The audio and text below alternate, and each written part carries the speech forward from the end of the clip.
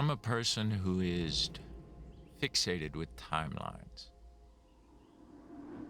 Our lives are comprised of timelines. Our science is comprised of timelines. Time is one of our greatest dimensions, and therefore we notice it, we feel it, we experience it. Our memory is a timeline.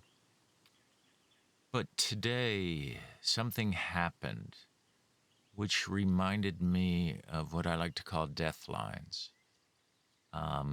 They are people or experiences that had no meaning before an event, that weren't connected to our timeline, but from an event which extinguished them, they suddenly hold meaning in our lives from that day onward. Today, I received notice that a friend of mine from high school died of a stroke.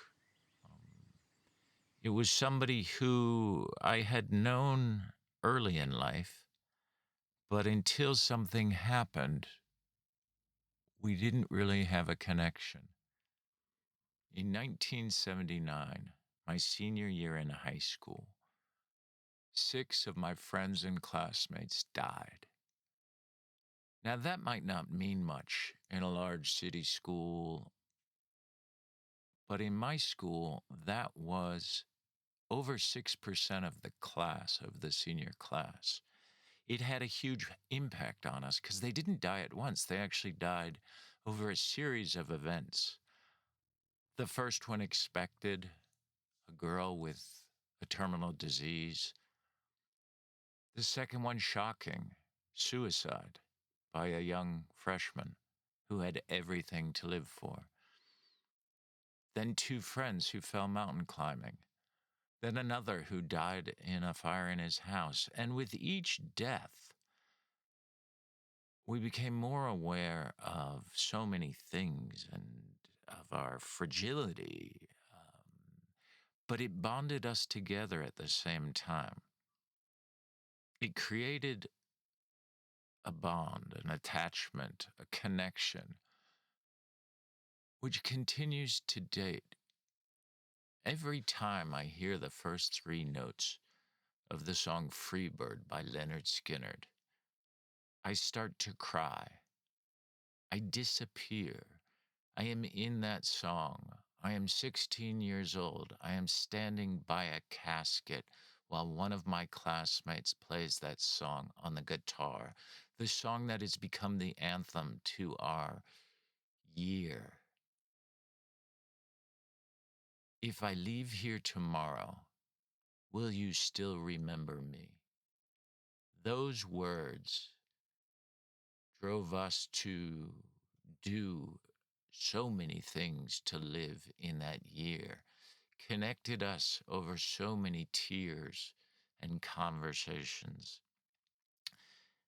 and focused the eyes of the nation on us.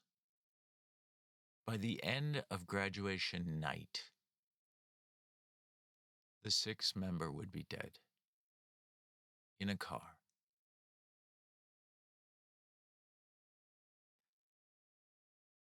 I knew all those people, but I was only close with a couple of them.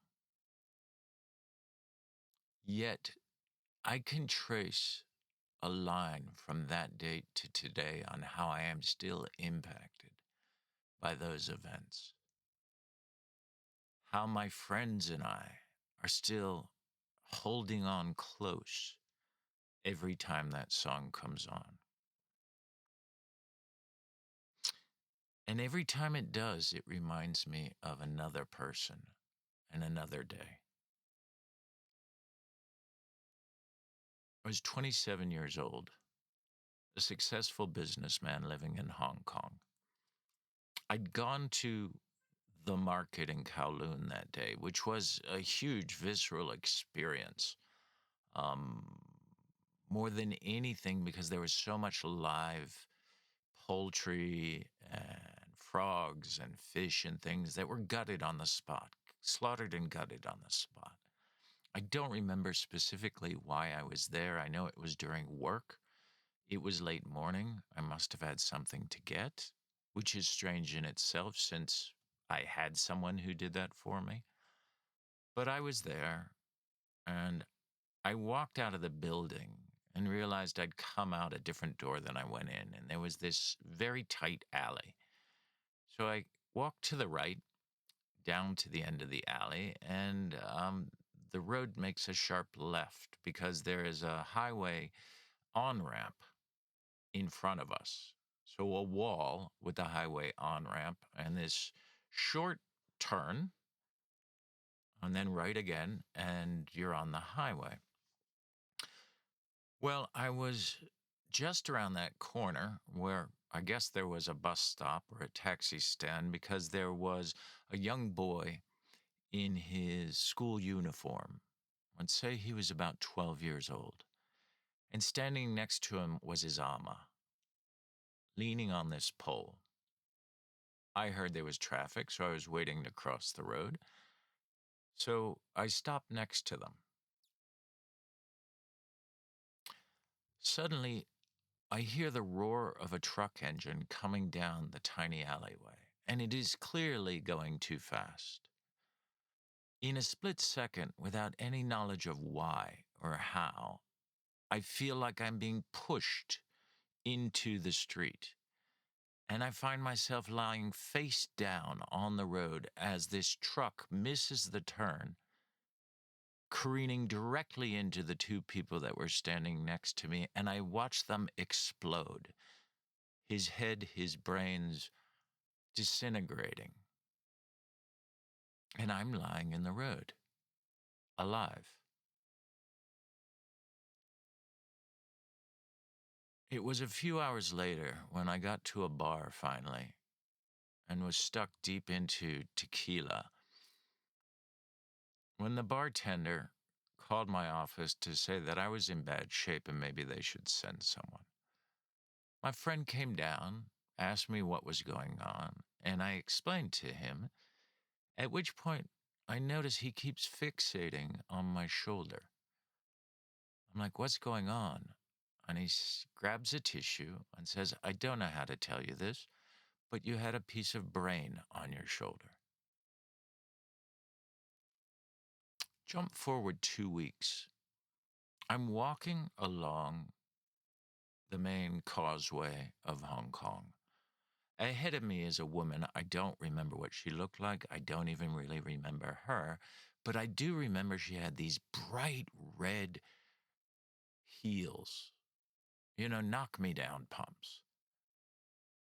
And there was an overpass that was used as a U-turn on the causeway. And she was just passing it. I'm about 100 feet behind her. And I noticed this dump truck coming down the U-turn and trying to turn immediately into a small road, which she was about to cross. The turn was too sharp and caused the cement mixer to become unbalanced and literally flip over onto its side, crushing her through the sidewalk, which gave way like a floor in a cartoon movie, and stopped. A third of the cement mixer had gone directly through the sidewalk, which was obviously hollow underneath because of multiple floors. And as I approached it, I couldn't see the woman, although I knew she was dead. But one of her shoes was sitting there, as if she just had stepped out of it. Now, neither the boy in the market nor the woman on that road did I meet, did I know. Do I have any connection to? Do I have any timeline or storyline to? And yet both of them feature strongly in my memory and have had an impact on me. I will never forget that boy, even though I never knew him. That to me is a death line. That is a line from the death of an individual that sticks with you and impacts your life, but where their life did not have any impact. And the more I look, the more I realize that death lines more often than not, have a significant impact on the way I live my life and the changes I make in my life. Much more than timelines. Timelines are slow, they evolve. Deathlines punctuate. If my life was a film, reduced down to 2 hours, what would remain? It would be those relationships that lasted over a longer period of time or that had major impact and changed me and developed, but they are timelines. And yet, it would also be punctuated by the events that cause death lines because they're shocking. They're so strong, so visceral, so impacting every fiber of your body that they write themselves into your story, even though they have very little to do with it until then. And from then on, your story always has them in it.